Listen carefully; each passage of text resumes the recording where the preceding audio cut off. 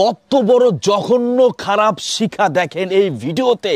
আমরা দেখেছি একটা সোশ্যাল মিডিয়ায় ভিডিও ভাইরাল হয়েছে, একেবারে নারায়ণগঞ্জের কোর্ট কাছারির ভিতরে ঢুকে দেখেন বলতেছে আমি আমি আমি আমি জুনিয়র সাকিবের পুরুষ আঙ্গুল কাটছি, আমি দরকার হইলে যদি সূক্ষ্ম বিচার না হয় তাহলে ওরে মাইরা ফালামু।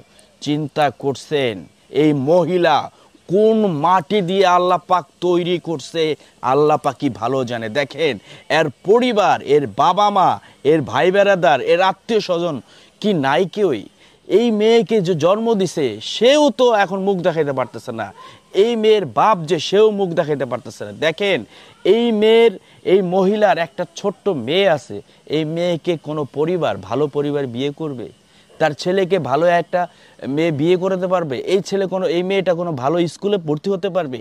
এই যে একটা মারমুখী, একটা দজ্জাল, একটা জঘন্যতম খারাপ একটা মহিলা, তার একটু সিম্পিতি নাই, একটা ছেলে মৃত্যুর সাথে পাঞ্জা নিচ্ছে। সেই ছেলেটা যদি সুস্থ হয় তবুও কিন্তু বিকলাঙ্গ, কারণ বন্দুক থাকলেও গুল্লি থাকবে না, এমন একটা অবস্থা। সেই ছেলেটাকে আর কি শাস্তি দিবে? ওর কথা, ছেলে যদি সুস্থ হয় তাকে আবারও হামলা মামলা দিয়ে প্রয়োজনে তাকে আবার মেরে ফেলবে। এই মহিলা যেন কিছুতেই জেলখানা থেকে কখনোই আর মুক্তি না পায়, কখনো যেন জামিন না পায়।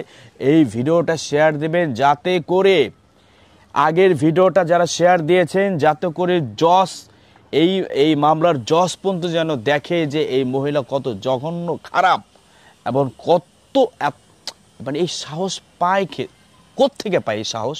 ওর পিছনে কারা রয়েছে? আমার মনে হয় এটা তদন্ত করা উচিত।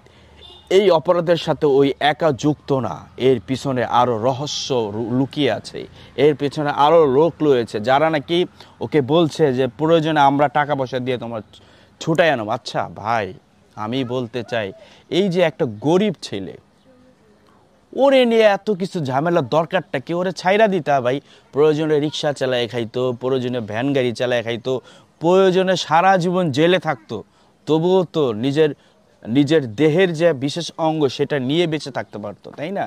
আজকে যে কাজটা এই শিখা করেছে, আমি তীব্র নিন্দা জানাই এবং এই শিখাকে যেন বাংলাদেশের সর্বোচ্চ যে শাস্তিটা রয়েছে সেটা যেন দেওয়া হয়।